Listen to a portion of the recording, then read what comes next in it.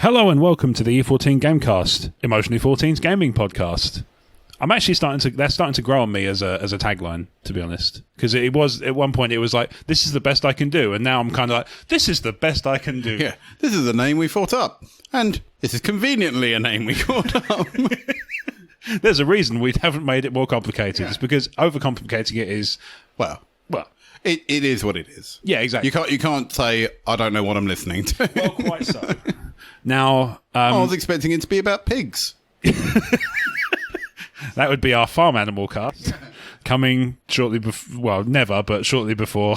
Shortly before the other podcast. that other one we don't speak of. Yeah, the unspeakable podcast. So I am your host, Rob Wade, and I'm joined, as always, by my cohort and my life partner, not in that way, Blake Harmer. Hello, Blake. Well, I'm hurt. I'm not your life partner now. If to be fair, if I was that way inclined, you would be my first choice. Oh, well, thank you. I think you would be most people's first choice if as a turner. Oh, okay. Yeah, I guess I don't know. Is it the cushion for the pushing? I don't know that anybody's ever told me that, but it's just a vibe. Okay. It's just a feeling I get. Yeah. Well, yeah. So I'm going to take care of a bit of housekeeping before we start chatting games. So where are the fire exits? So they are back the way you came, and Kiss Your Ass Goodbye. Those are the two I have. Okay, cool. So since the last time we recorded, Emotionally 14 has been thankfully and kindly welcomed into an online podcast collective. Ooh. Yeah, so it's a UK-based one called Britpod Scene. Okay. It's very complicated to not say Britpop Scene and end up talking for an hour about the Matrix 3 Preachers. Yeah. But I could do that, but I don't know that you would be as comfortable. I'd probably smile and nod at you a lot and go, yes. Yep. I recognise that name. Yep, they're a band. Yes, guitars. I've heard of them. But I'm sure there are other Britpop bands like Oasis. It's a really cool collective of British-based podcasts about a whole range of subject matter. Okay. And they were kind enough to approach us a couple of weeks ago and just say, would you be interested in kind of joining in with us? And it's basically, it's not like a network as such, but it is everybody's networking. So everybody's kind of sharing, people review each other if they like like each other's shows, and they can, swap guests, and not like, it's like wife sway. Just chuck your host in a bowl. Do they have a podcast on pigs? I don't know. I've not got through the whole list yet. It's a big group. It's like 50 plus shows. Oh, right. Okay. So I'm working my way through it slowly, but it is. Well, I look forward to it. I hope there is. I hope there's a pigcast, and if not, we'll start one. Well, yeah. This is one of those good opportunities to just identify the niches that are missing, that are not being served. Well, yeah. Well, I was just going to say, because obviously, as you can tell, there is a demographic that listen to the Gamecast and are always bitterly disappointed. Yeah, the pig demographic is going to find that. Is underrepresented. Yeah. Now, if we were playing Farm Hero Saga, Stardew Valley, maybe, to a point. Harvest Moon, Minecraft, all that sort of thing. They'd be like, I can bear it. Yeah. And if they like bears, well, yeah. Anyway, so we have a couple of new reviews from people who were in that collective, so I'm just going to read those out. So they're very kindly 5 stars, which is always lovely. Did they listen to our last podcast saying about please read? I hit that. Maybe. Yeah, I think a few of them listened just before, because I think we joined. So they know we have to read them out if they're 5. That's what we joined. Yeah, I think that probably helps. Yeah. We joined the collective. I think a couple of days before the latest E14 Gamecast went out. At the time of last one where we talked about Horizon. Okay. Yeah. So it was a couple of days before that. So it was like we were in there for 2 days, and I was like, "Hey, we got something new to plug. Go ahead." Awesome. And it's really cool. We get loads of like shares and retweets and stuff, and it gets ultimately everybody gets their stuff out to a wider audience potentially. Yeah. So it's a nice thing. Yeah. So our first review is 5 stars. It comes from the Theme Park Films podcast. Now this is one of the first ones I listened to. I love this premise. Right? They talk about movies. And there are a couple of female hosts, but a little bit, not snarky in a bad way. They're just like that, like us. They've got that kind of dry sarcasm, based humour, and they're very kind of cynical in a good, like the funny cynical. Yeah, yeah. But the premise is they only talk about films that have a theme park ride. Okay. Did you know Con Air had one? Oh, okay. No. This is news to me. I went through their catalogue. So it's a one where a theme park has been based on a film then? Not a film where just so happens there is a theme park ride in it? No, it's one where they based a themed Because I was sitting there going, that must be quite similar. You know, you got Zombieland and Welcome to... Yeah. Final Destination 3 and that's about it. Yeah. Adventureland or whatever it's called. Yeah. Couple of episodes of random TV shows. Despicable Me, the first one. I don't know. Maybe Frasier. Who knows? So they wrote Gamers Will Love. Oh. We like to think so. Yeah. And glad they agree. If you're into games, you won't go wrong here. Knowledge and opinions galore about anything and everything gaming. Cool. So it's very kind of them to say so. So thank you very much for that. And then there's another one, which is from another podcast from this collective. It's called the Beyond the Box Set podcast. And this is a film and TV podcast. And once again, cracking stuff. This one, 5 stars. Okay. Chatty and in-depth gaming discussion. Oh. It's kind of what we do. So I like that. It means they listened. We appreciate this. Yeah. Patent pending. Patent pending, yeah. It's always a pleasure to hear a discussion between people who are fully engaged with their chosen subject matter. The team at Emotionally 14 offer insightful and accessible gaming analysis presented with enthusiasm and warmth. A charming anecdote to many snark-heavy alternatives. Isn't that nice? Oh, that's good. So basically, we're really cheerful, and everybody else is cunts. So we're basically in a sea of cunts. These are slightly less cunts. Yeah. I think it's also because we talk about things, then we can get into more. We don't just become. Well, we don't just turn it into the crazy train, if you know. Yeah, basically, and also, we're even on the crazy train. Obviously, we have fun with that stuff, but with the games, we generally, it's probably happened once or twice, but we're generally pretty upbeat. Oh yeah, yeah. And because obviously, ultimately, we love the hobby, so well, yeah, it's a large chunk of my spare time goes into it, so I'm happy to talk about it. There you go. See, this is it. I wish more time went into it at the moment because it's been a very busy couple of weeks, which listeners of the Crazy Train will hear all about in episode 53 coming soon. Ooh. Probably next week by the time this goes out. So that'll happen. Just brace yourself. That sounded really. I made that sound creepier than it meant to be. Anyway, so thank you very much to the Theme Park Films podcast and to the Beyond the Box Set podcast. If you want to review the E14 Gamecast, we're never going to turn it down and we're going to be very grateful for it. So you can go to iTunes or Stitcher and leave us a review there. And you can find out where to do that on emotionally14.com, or you can email podcast at emotionally14.com with constructive criticism, because I'd rather not have those in a 5-star review. It's like 5 stars. They're all wankers. I hate everyone. Yeah. Unless that's the 5 stars. I only put this so I know they would read out loud that I think they're a bunch of twats. Yeah, exactly. So, I'll probably ease up on the C-bombs because I did about 3 or 4 in the space of 10 seconds. So let's ease up on those. So I think people have heard us before. Yeah, I think to be fair, we are rated as the sort. They have a sort. The website has a source rating out of 5 bottles of HP. We are the highest it can possibly be, just to cover it.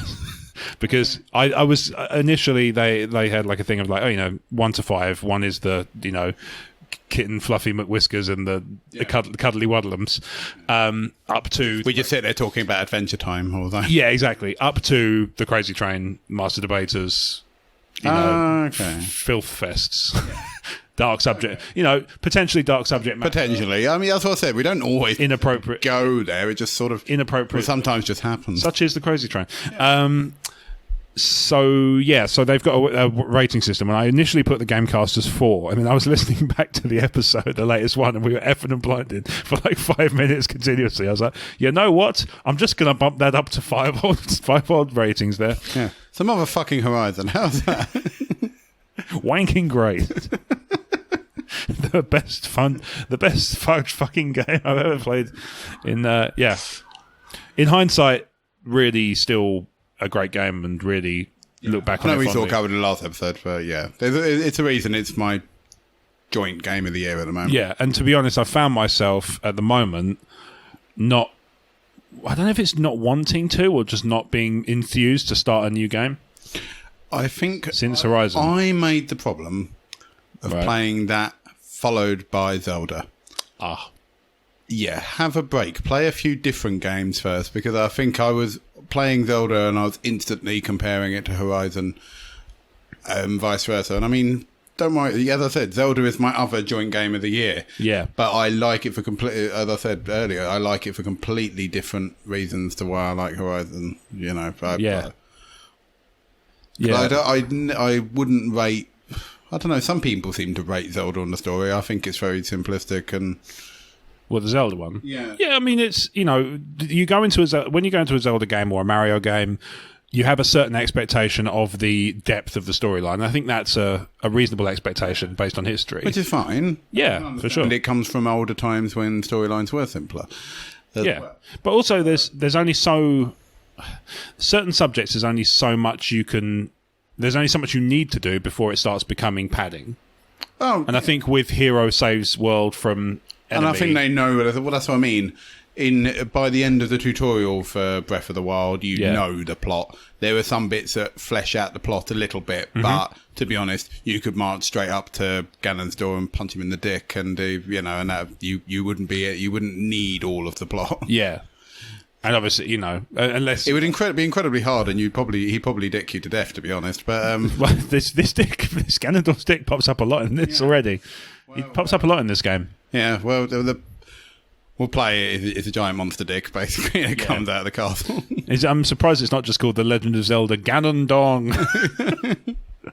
Yeah, the reason he's called Calamity Ganon.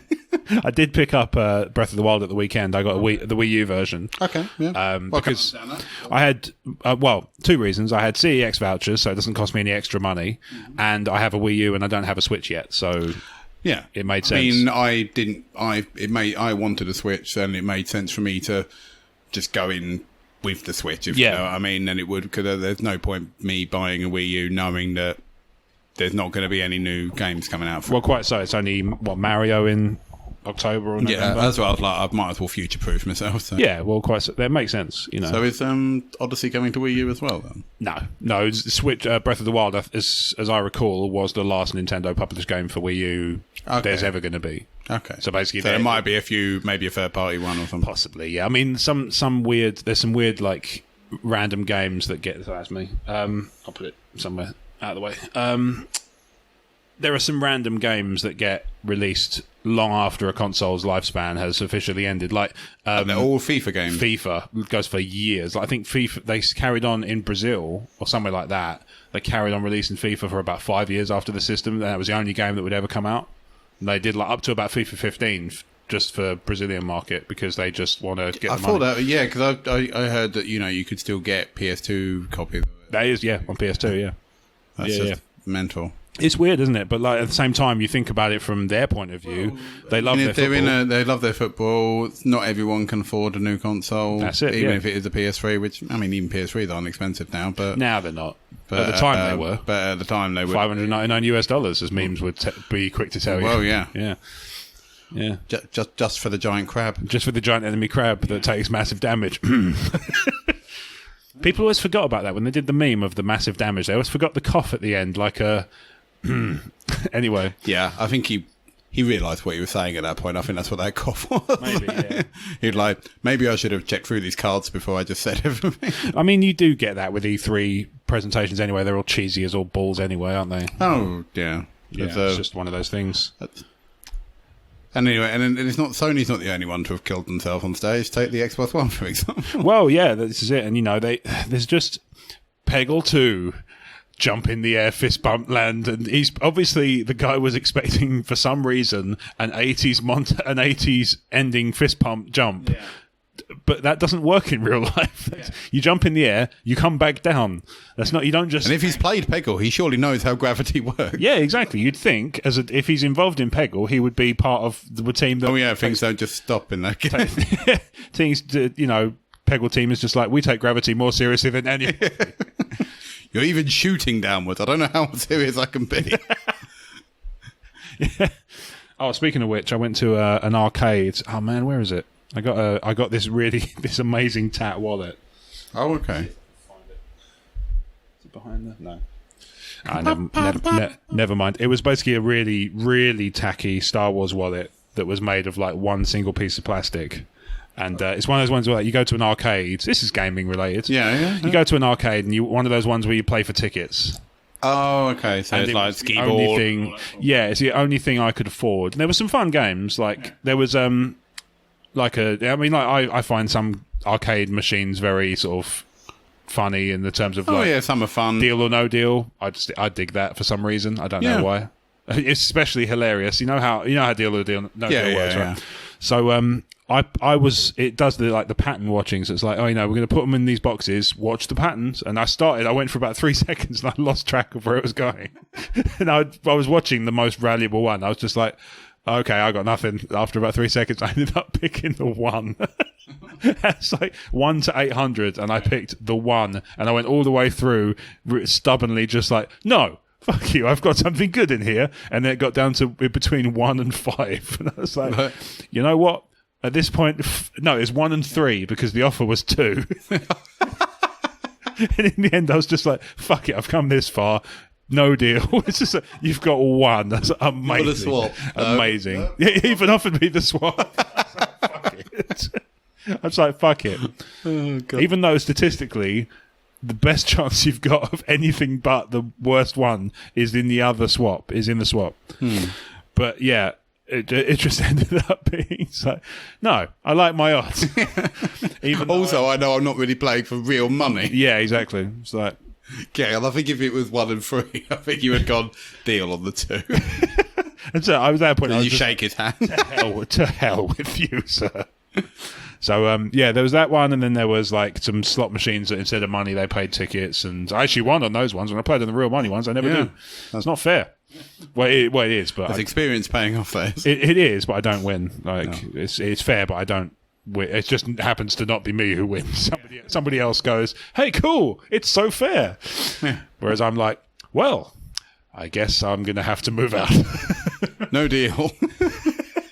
You can't no deal a slot machine, like. Sorry, I'll still play the other one. I've never tried.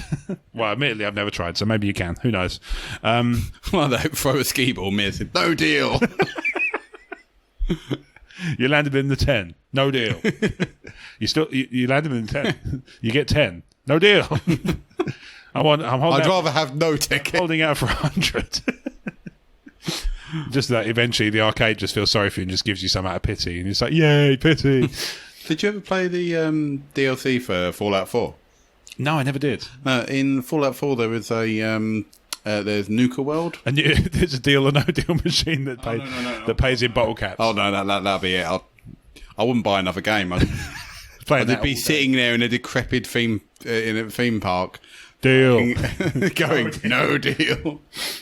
Yeah. But yeah, no, there is actually a little area where you can win tickets to win certain items in the game. Okay. But they've actually tried to make it there like they give you like a mallet and they have a whack-a-mole thing, and obviously you're actually using your melee attack to knock them. Oh, okay, that's pretty cool. And there's obviously a bottle, like a target shooting game. Yeah. And stuff like that. Yeah. Do you get to use VATS on that? It seems like you'd break the game.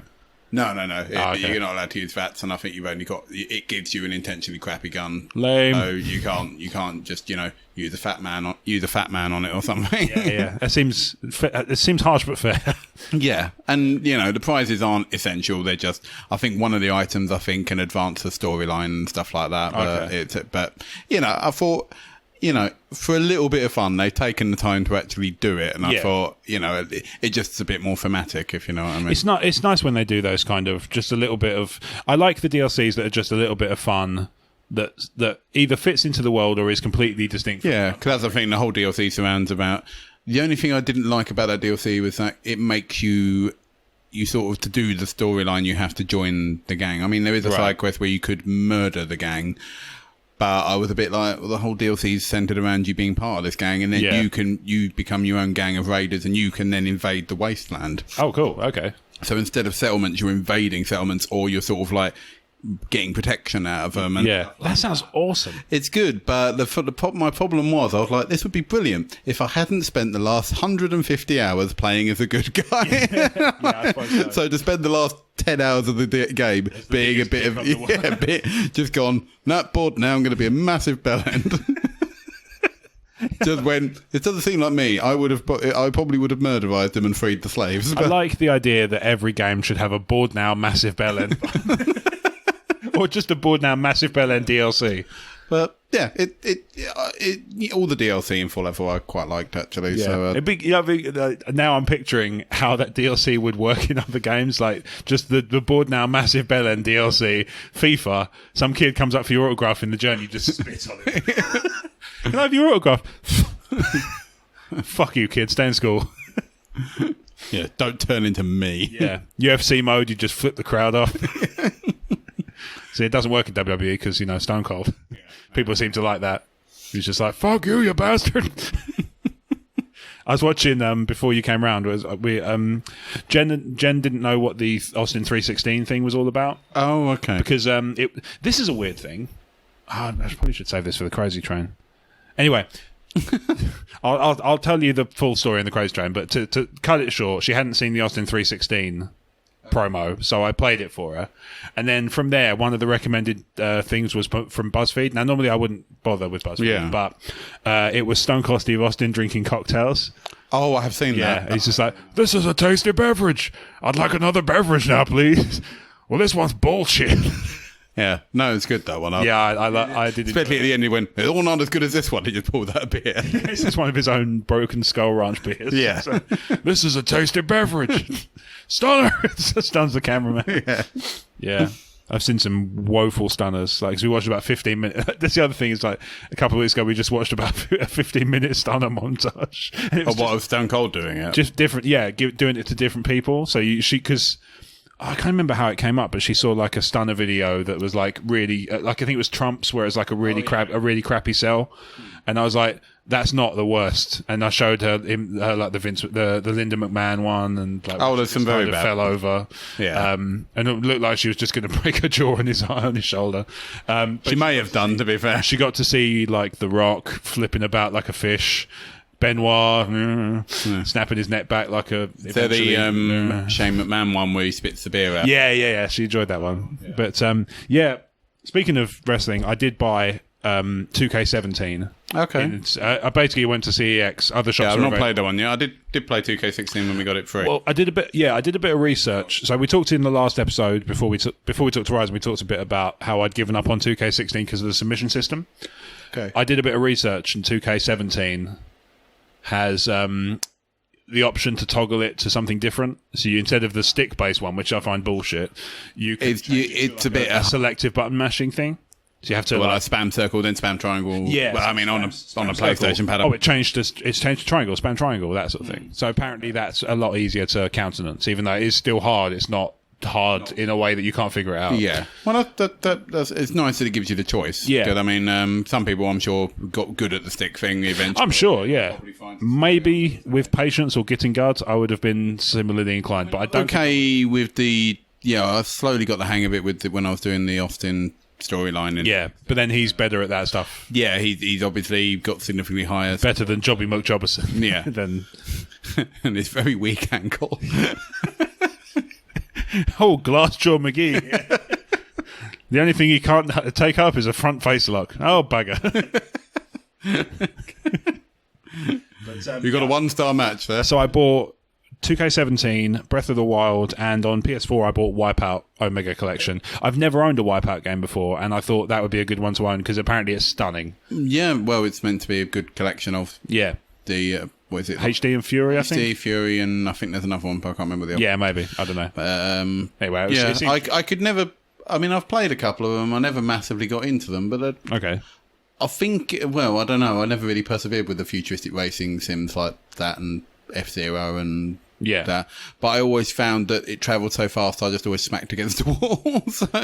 And then because you only have so much armour, it blew up. I mean, I bet there might be comments now saying, fucking Wipeout noob. Yeah. Fair. But fair. I'm not good at racing games. I claim that I've never been good at... No. My favourite racing game is Burnout. That's my point. Yeah, so you like it where blowing up's part of the mechanics rather than the punishment. Yeah. I like games that are more on the... Racing games that are more on the arcadey side, but don't punish me for too much for being pants. Yeah. I'm playing Forza Horizon 3 at the moment. That's fun. And I'm enjoying that mainly because of the rewind functionality. The rewind functionality is awesome. And what's nice is it doesn't penalise you too heavily for using it. It takes like a percentage off your experience, basically. It's like 10% off or something for the using it. And I think you can only use it so many times through it. You just goes, look, you're just going to have to take 4th place, okay? There is no way you're going to land this jump You uphill. can just accept you are not the best driver in the world. Yeah. Okay. Even though this festival is all about you, apparently. The Us Festival. It's a Blake Festival. Blake Festival. Blake Fest.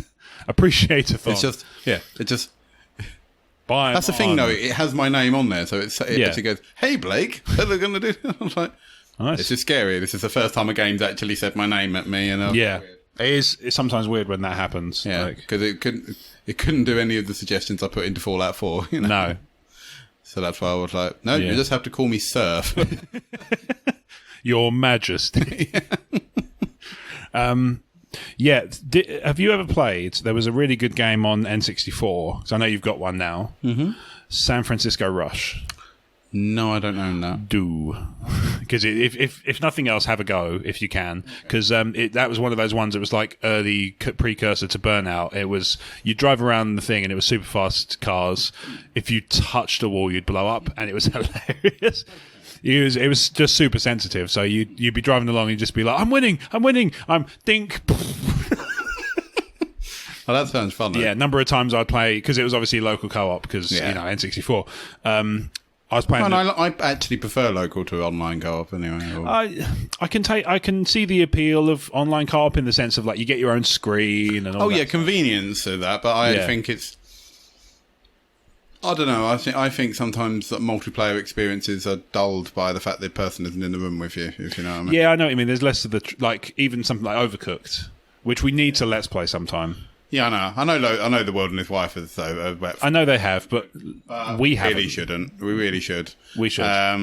I've started a new one. I don't know when it'll be coming out, but I've started a campaign of XCOM 2. Nice. Nice. I look forward to seeing you get. I have said in my video at the beginning of it, I did say I'm going to be playing through the campaign. I did do the tutorial, so I mean the first episode's obviously going to be a bit of a slow burner, but bear with me, the episodes will get more and more better, obviously, because I mean I'm not even at the point where I'm allowed to rename my squad yet. So okay, yeah. So when I get that, obviously, when I'm able to have my own thing, and able to dick around a bit more, obviously I'll have more fun. But I mean, I'll try my best. I have my comments throughout the plot, the cutscenes, and all that sort of thing. Yeah. But yeah, I think it'll be good. But what I did decide, because I thought I'm not doing Iron Man mode, because I will get to a point where it would just become impossible to win. Yeah, I find. I mean, I've only played the Enemy Unknown, and it's of a similar difficulty. Yeah, I played it for about 30 hours and didn't get very far at all, and even that was without Iron Man modes, and that was just So what I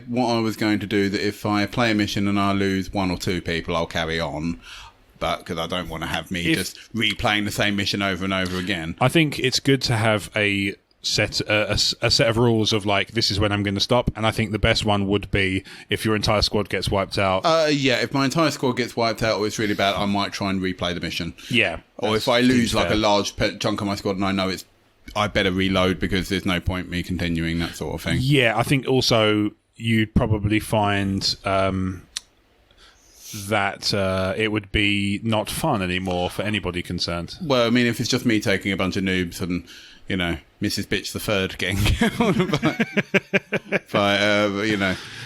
it's not. Yeah, it will come to a point where it's just not.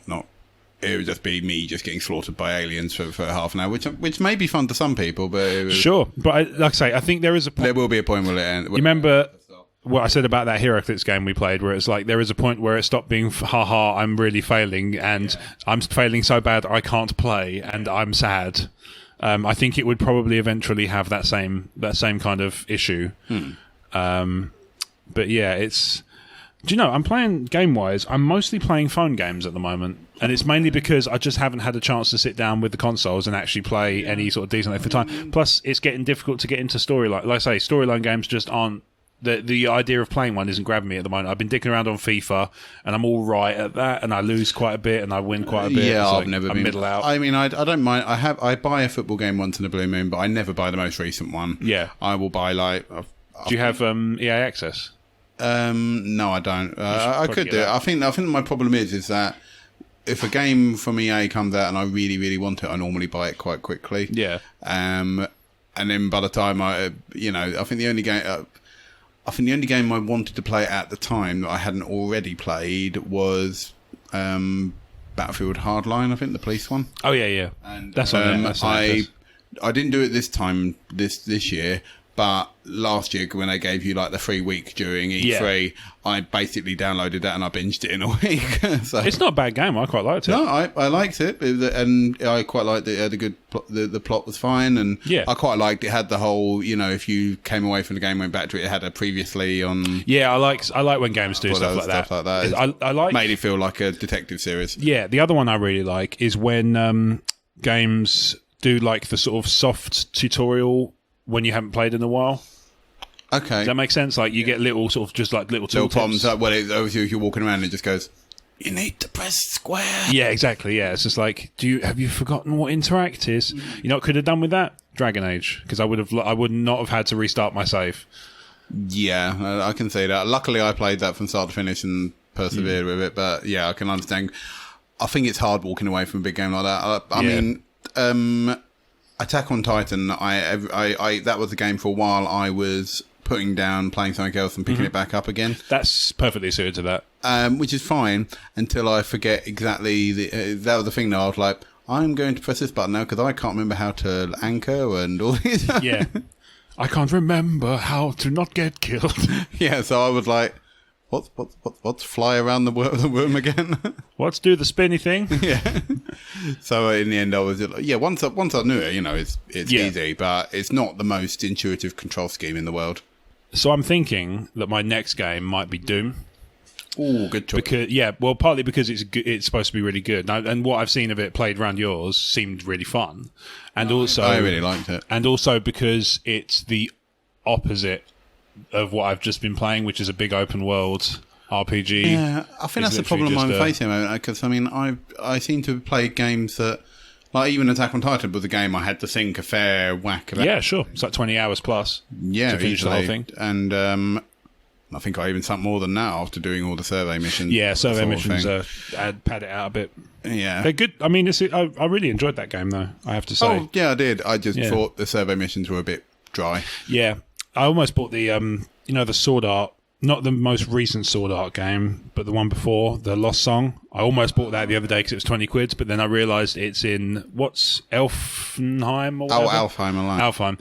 And that was my least favourite part of this first series, was when they went to Alfheim. The new one's in Alfheim as well. I think maybe there's been another one since, but there was one after that, which was in... I think Hollow Realization or something like that, yeah. Was in... it was in Sword Art. Ironclad. Yeah, Ironclad. Cool.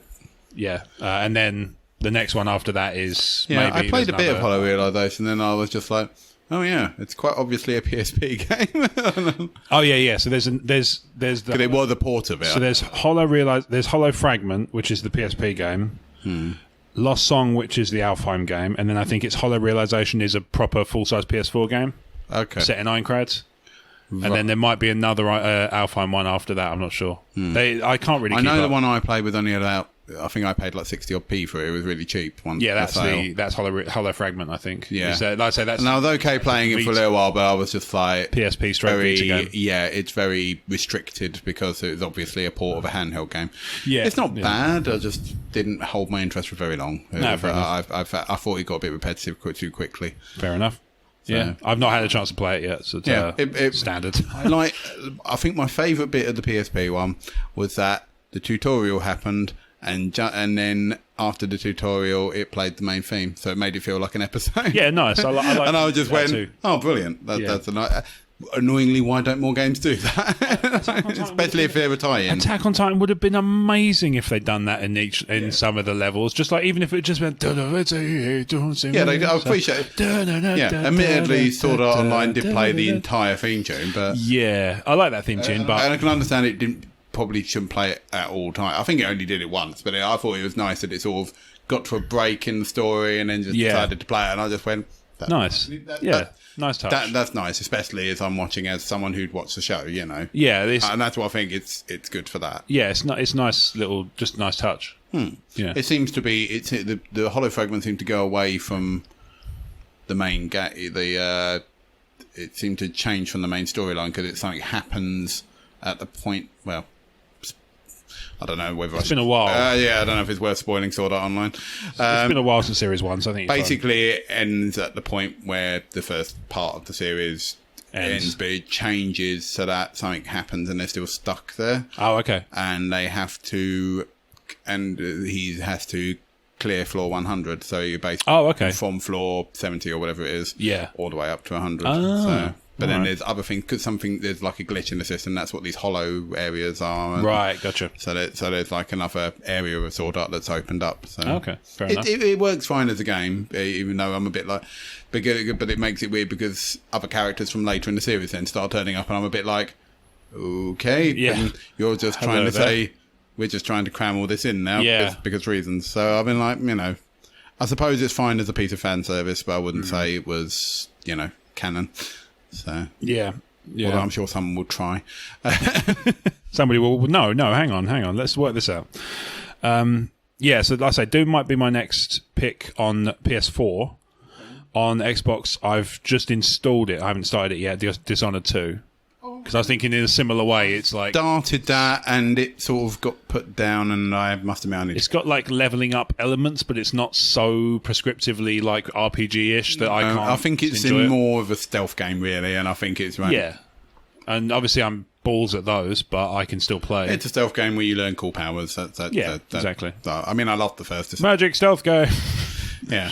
Well, I mean, as you found with the first Dishonored, I think you can play it as a mass murdering fuckhead, but I don't think you get the best ending. Don't. He goes, "You're a bastard," and then spoilers for the first Dishonored. You've had years now. He fires off a flare into the sky and alerts everybody to your presence, which is I love that it was a really nice touch. Yeah. I mean, I got the good ending, so I didn't see that. Oh well, check you out.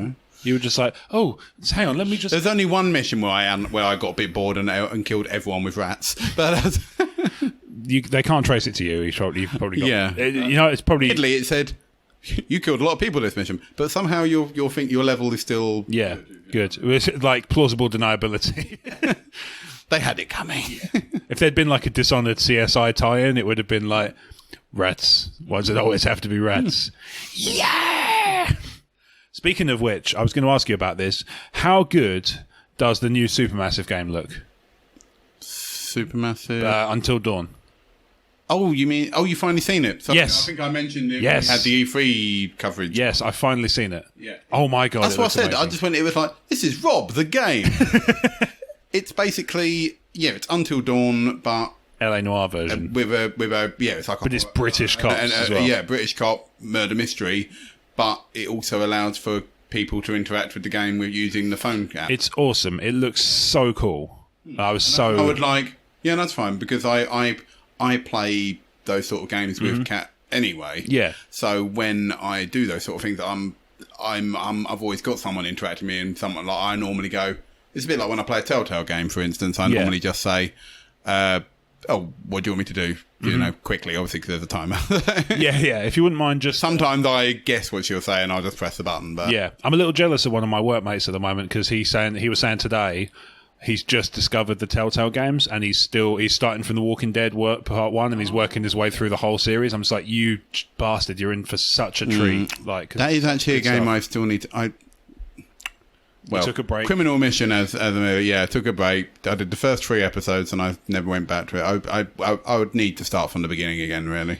I think I did that in the end. I've only finished one series, and that was Tales from the Borderlands, which I still haven't done that yet. It's really good. I've done Wolf Among Us.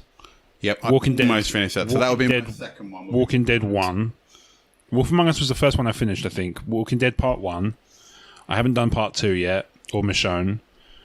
I haven't done Guardians. I haven't done Batman. I've done Game of Thrones, the first series. I don't think they've announced the second series yet, but I've done the first series. I've done the full series of Game of Thrones. We've done a lot of series where we're like partway through. I mean, we did part of Minecraft. We did part of... I've not even started Minecraft. I don't know. We did part of Walking Dead. We did... Yeah. Yeah. That's the thing. I've still got stuff like Life is Strange I've not played as well. It's good. I said to Kat, I went, look, I'm not starting Batman or Life is Strange until we finish one of these damn ones. That is fair. So I went, we finished Wolf Among Us, and then if you want, we'll do Life is Strange. So we've got one more episode of Wolf Among Us to do, and then we'll be finishing. Well, Life is Strange is good. It's back in the sort of discussion point because PS Plus had it last month, I think, or recently. Yeah, I know Months. there's a bit of time travelling element to it, but I don't know much of it. Well, basically, I can tell you the basic plot without spoiling it because... I've heard it's like a lot of some of these games. They always go, "Oh, it's one you should experience," and I was like, "Well, Yeah. I'm fine with that. If people say that, play it for yourself, it's fine." But I mean, I also, unlike when people say that, I am like, at least I know what sort of game it is. So Yeah, I you understand can- that you might not want to give away plot points. Basically, it's got a tiny bit of like the ability to go back a few seconds and redo something a different way. Okay. But that's I can say that without spoiling it. But there's lots of different applications of that. So you can kind of... What's really cool is it doesn't tell you. There's no correct answer. Yeah. It's just how you... Like, and it will give you... I can... Again, this is not... I can do this without spoilers. You get... Sorry, I just imagine I'll go, "Oh no, this is going wrong. What if I do this? Yep, still goes wrong." Pretty much, like it's there's no good answer to anything. It's like you'll have a conversation with somebody and you'll ask. Sorry, I've always I've set this person on fire. What if I move him 3 centimeters into the left? He still goes on fire. No, not so much that. Not so much like that. But it's not so much like oh, maybe I should tell him about his girlfriend cheating on him. Oh, now he has AIDS. So it's not that kind of thing. It's more you get a pair of conversation options with somebody. You have one conversation, and then at the end it goes, "Oh, maybe it would have been. Maybe I shouldn't have had that. Maybe I shouldn't have phrased it in that way." Have the other conversation, but then it'd just be like, "But what if this happens?" It's like there's no. You can't pick a good answer. Like there's just two different answers that are quite nuanced. You just choose which way you want to go. Yeah, you just choose your preference. So it's not like it's less of a good bad. It's more of a just how do you want to approach that discussion. More sense of the Quantum Break. Shall I do this or shall I do that? It doesn't really matter. You don't know because on the whatever plus side. happens, you're just going to get a half-hour episode of us going on that anyway. Yeah, pretty much. It's like I will say that I didn't actually watch I only watched the series through with the playthrough I did. So I've not seen if there's... Because it's fucking 90 gigs. There must be different scenes. It says there is, because someone... I think I did when I read a review, and they said someone did do a couple of playthroughs. Yeah, and to see it's slight how differences. different... And they said if you choose other decisions, there's some different scenes in the show, Yeah. but some bits still happen. So Yeah, it's not like... I can expect that.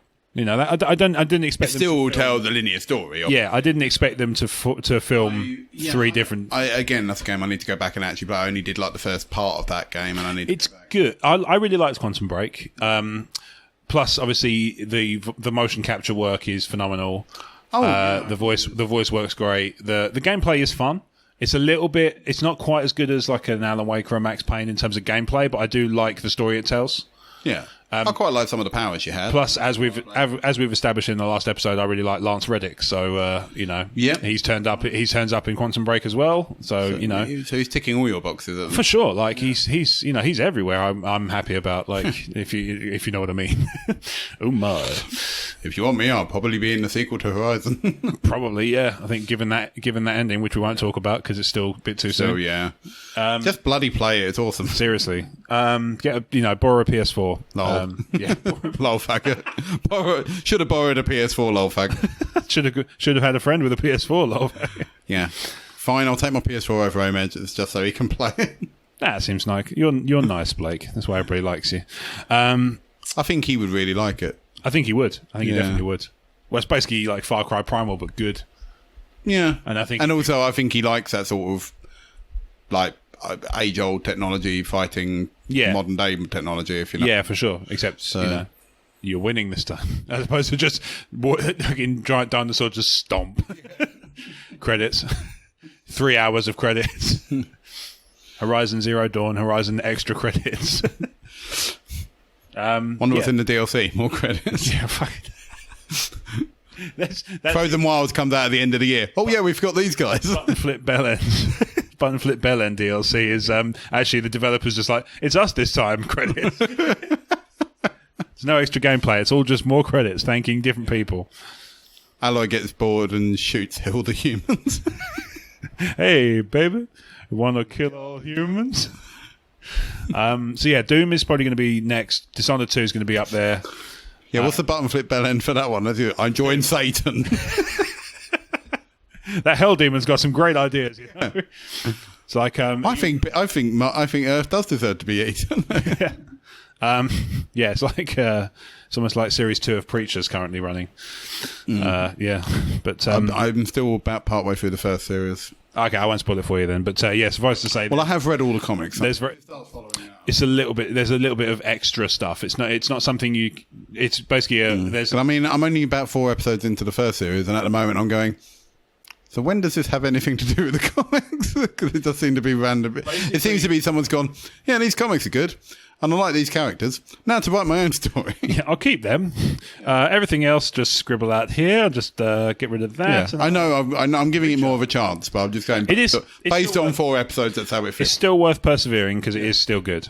Oh no! Don't get me wrong. I'm enjoying it. I liked it. It's just I'm just like, as the adaptations go, it's really gone off on a walk around. If you know, it's gone the long way to a certain period of the story. Basically, I will say I enjoyed it more than American Gods. Okay, so I finished American Gods, and I didn't really get. I found that a bit. I know. We're obviously going off topic a bit. We are. We're emotionally forced. I did finish Dirk Gently, and that is brilliant. Oh yeah, I really like that. Yeah. Oh, I had the fucking. We both keep lists. So we've talked about our lists before. Listeners are probably no doubt familiar with these lists. I accidentally deleted it the other day. Oh. Thankfully, I've been able to recover it. But fuck me, that was tense. When I thought, I can't get this back. I've now got to remember with my own brain everything I've done. Like some sort of fucking savage.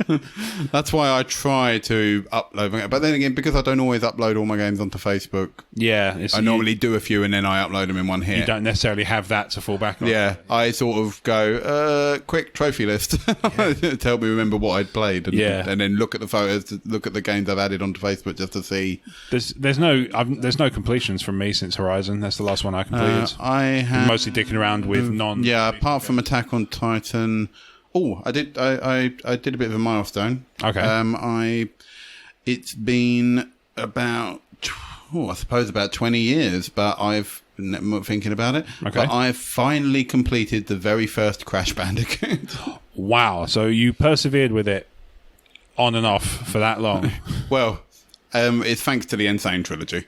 Oh yeah, it's supposed to be really good. It's good. It's very faithful. It's sold, and it's incredible. It was rebuilt.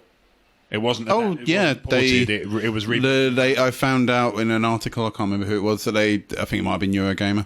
Yeah. That said they were saying, because obviously there were lots of theories that the game was harder than the originals, and apparently it was something to do with the jump animation.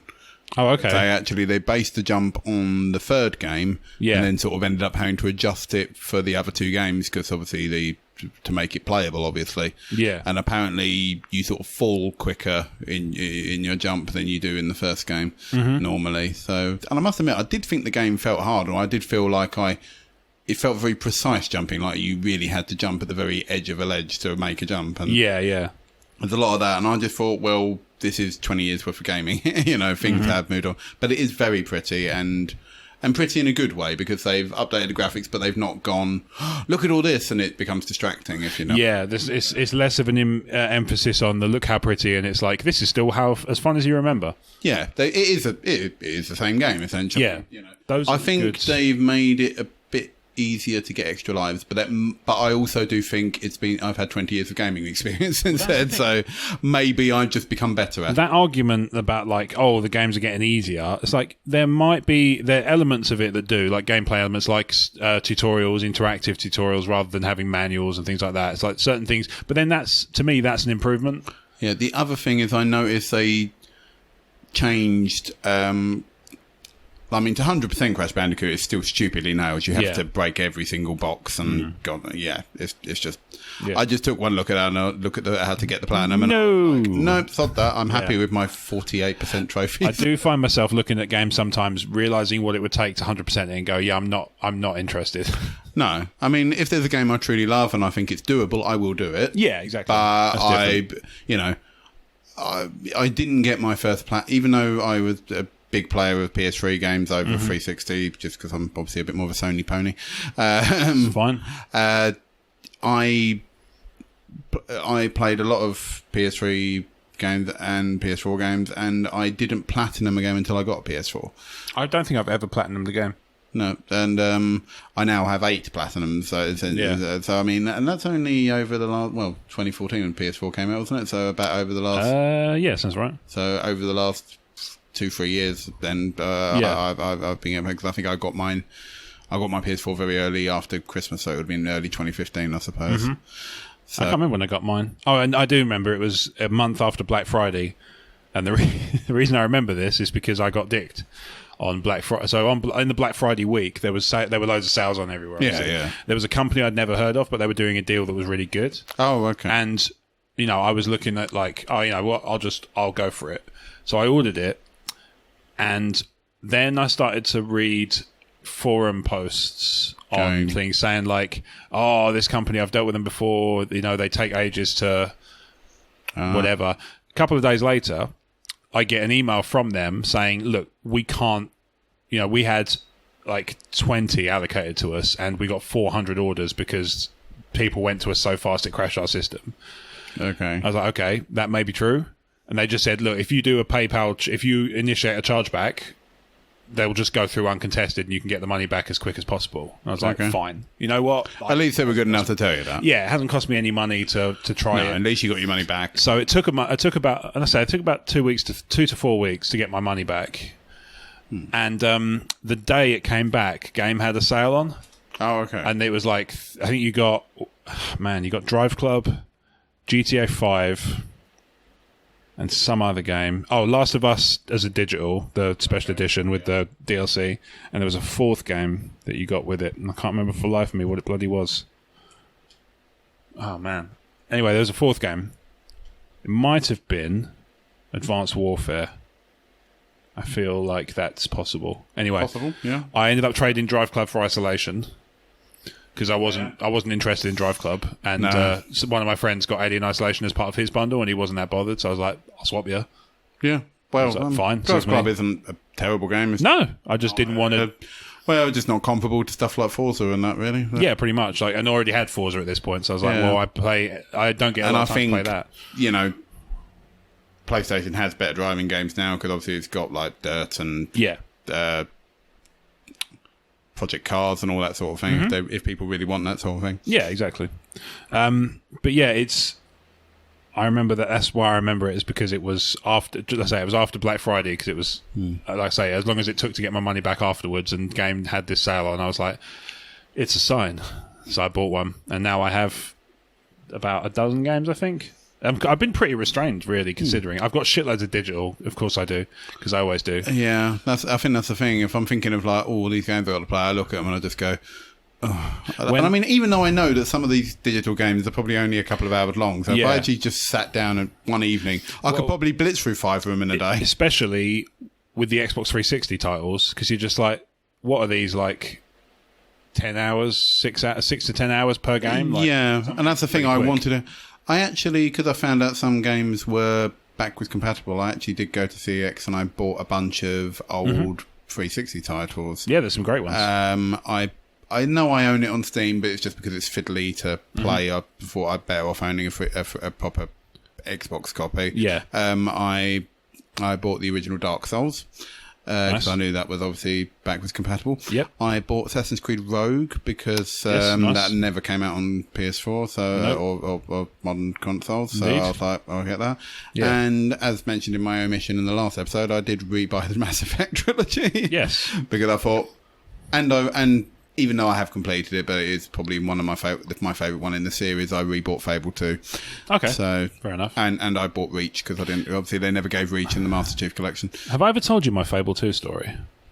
Don't remember it. So my friend had Fable 2. I didn't have Fable 2. Okay. So one day I go around to his house just to hang out, and he's like, "Look, I really want to hang out, and I'm happy for you to hang out, but I've got shitloads of painting to do." He was working at Games Workshop at the time, and he had shitloads of painting to do. And he's like, "Look, do you mind if you just stick a game on? I'll do some painting, and we can just chat." I was like, "That is fine by me, no problem." Yeah. So I put on Fable 2. I was like, "I've never played this, I might as well give it a go." He said, "Yeah, no problem, loads it up for me." I instantly get 200G of achievements the first time I load in. Bloody hell. Because, wait, no, I'm misremembering this story. He gave me Fable. No, I did play Fable 2, but anyway, he said, "Oh, do you want to just watch me?" So this, right? Okay, I'm getting my stories confused. Okay, that was one time, and I started playing Fable 2 on this console. Mm-hmm. A while before that, I was talking about Fable 2 and how I wasn't sure if I wanted it or not, and he said, "Do you want to watch me play it? Because it's got like a 2-player spectator mode thing where you just come in as like a spirit." Okay, yeah. That instantly, then I got 200G of achievements, and he was like, "What the fuck? You didn't do anything." But in the achievements, there are loads that say, "Be the most powerful person in Albion," or "Be the richest person in Albion," but it counts if you are associated with the most powerful or the richest or the hottest or whatever. Oh. So just by being in his party, as it were, I got 200G of achievements. He was fucking livid. Yeah, the following time was when we played Fable. I played Fable 2, and he was. Well, now I'm number one this month. Yes, if it been decided on the best achiever by like 100 points. Yeah. Damn you, Wade. Molyneux. I get enough flack. Typical. One of the features you didn't fucking promise. So, one thing that actually, speaking of backwards compatible stuff, made me... It wasn't so much that I was disappointed by it, but I did find myself going, was when Phil Spencer at E3 announced that the original Xbox titles are also being backwards compatible. I was like, oh, good, more games I'll never get to. Because I have some digital games on Xbox. I have Ninja Gaiden Black, which is fucking wonderful, but nails. It's ridiculous. I never finished it, admittedly, but I played Sigma, right? Sigma on PS3. Yeah, Sigma was like, I think it was like a slightly more streamlined Black. But Black was like... And it had extra bits because you got the big one with the hammer. Or yes, that's right. Black was considered one of the hardest games on Xbox. And I didn't get very far because I'm not very good. Ninja Gaiden is hard. Oh, yeah, for sure. I must admit, I never persevered enough to play it. I mean, I did number 2 easily enough. I didn't think that was that hard. I played a bit or two, and I found, because it's your health regenerates, that's probably what it is. Yeah, I didn't find that as bad. But then again, I still think the hardest one of those sort of games I've played is actually Devil May Cry 3. That one is nails. And I mean, I've beaten it, but I never beat it. I beat the first one. I beat the first one. I beat the second one. I didn't beat the fourth. I beat the remake, and I haven't beaten 3. So I didn't beat 3 or 4. Oh no, I've beaten all of them. The third one is probably my favourite. But third one was probably, of the bits I played, it's probably my favourite too. Yeah. I did like the remake.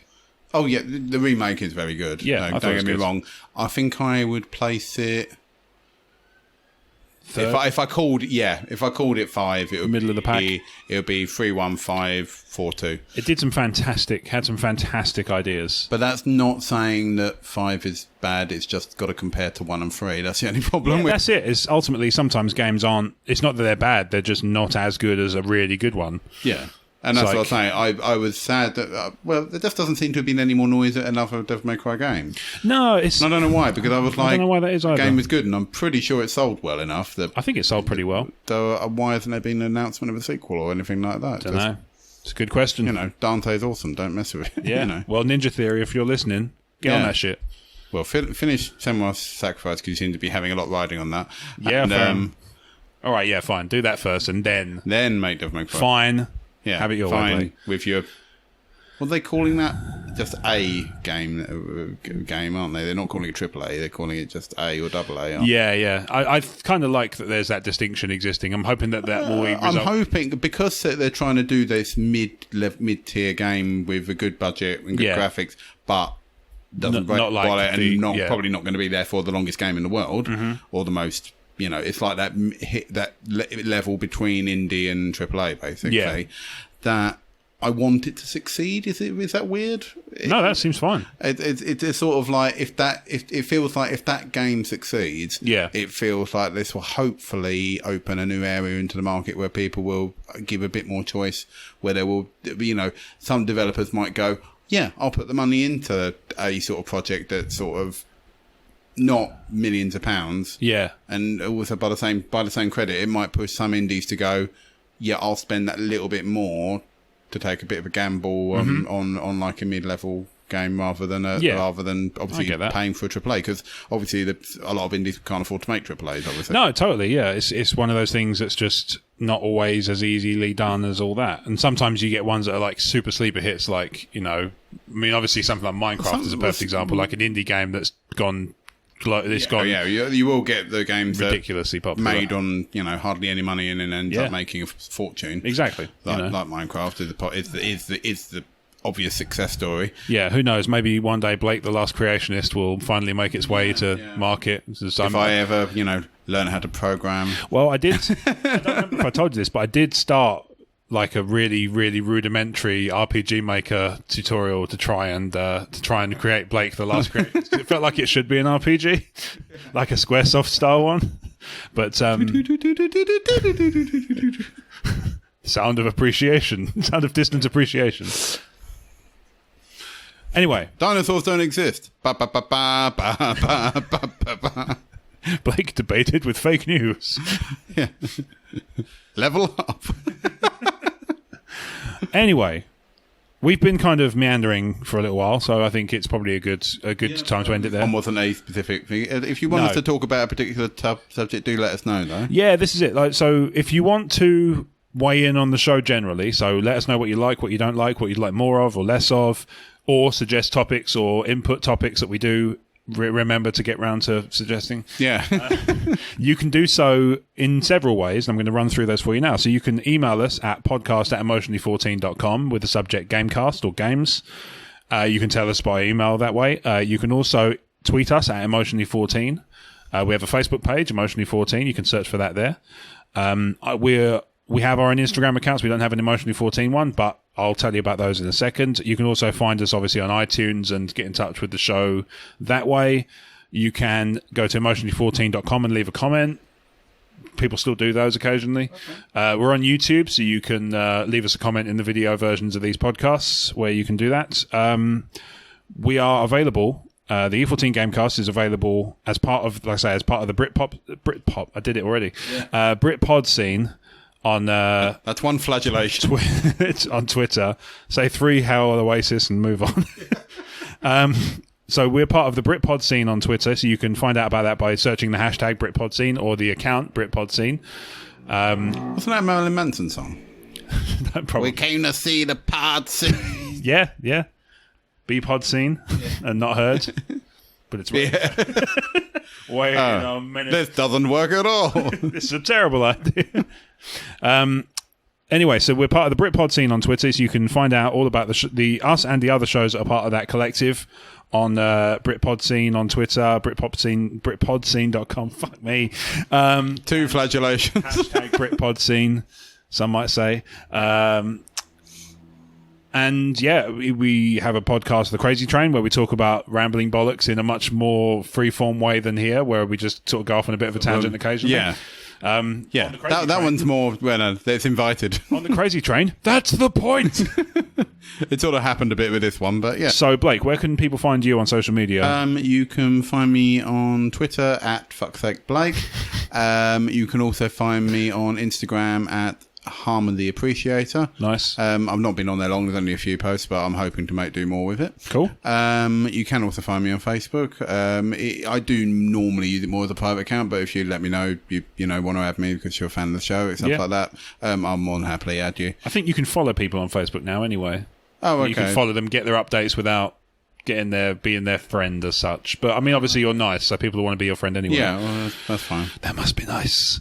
So you there's that and the whole, if you want me to convert you, even though I'm not gay. Yeah. He's our Turner. Yeah. So you can find me. Bad enough that I'm the appreciator, the creationist, and the Turner.